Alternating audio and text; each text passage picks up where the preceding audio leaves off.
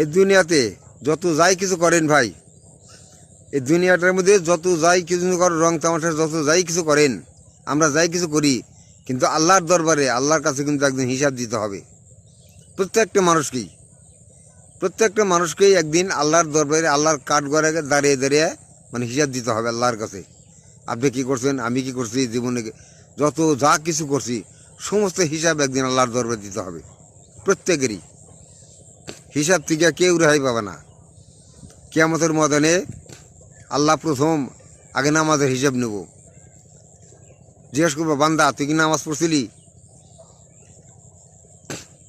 যে নামাজ পড়ছে, যে নামাজ ঠিকমতো আদায় করছে, সে তো আল্লাহর কাছে ঠিক জবাব দিতে পারবো। আর যে নামাজ আদায় করে নাই, সেটা নামাজ পড়ে নাই, সে কী জবাব দিব?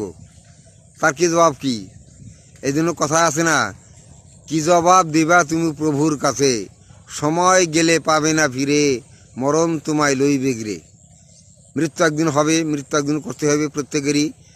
মৃত্যুর পরে কবরে যাওয়া লাগবে, প্রত্যেকেই কবরে যেতে হবে। সে কবরে যাইয়া কী জবাব দিবা?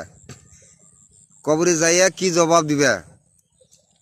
কাজেই দুনিয়াতে আল্লাহ পাক পাঠিয়েছে আমাদেরকে ভালো ভালো কাজ করার জন্য, ভালো উদ্দেশ্যে ভালো কাজ করার জন্য। ভালো কাজ করলে তার জন্য আল্লাহ পাক জান্নাত দিবে তাকে। আল্লাহর ওয়াদা করছে, আল্লাহ এই কথাটা ওয়াদা করছে, কোরআন কারিমের ভিতরে ওয়াদা আছে আল্লাহর, যে ভালো কাজ করবো আল্লাহ তাকে জান্নাত দিব। সেই জান্নাত পাইতে হলে ভাই দুনিয়া ভালো ভালো কাজ করতে হবো, ভালো নেক আমল করতে হবো। ভালো নেক আমল করে গেলে আল্লাহর কাছে শান্তি পাওয়া যাবো, কবরে শান্তি পাওয়া যাবো, আখিরাতে শান্তি পাওয়া যাবো। কাজে ভালো কাজ করুম, আমরা ভালো ভালো নেক আমল করুম। আল্লাহ তুমি তৌফিক দান করো আমাদের সকলকেই।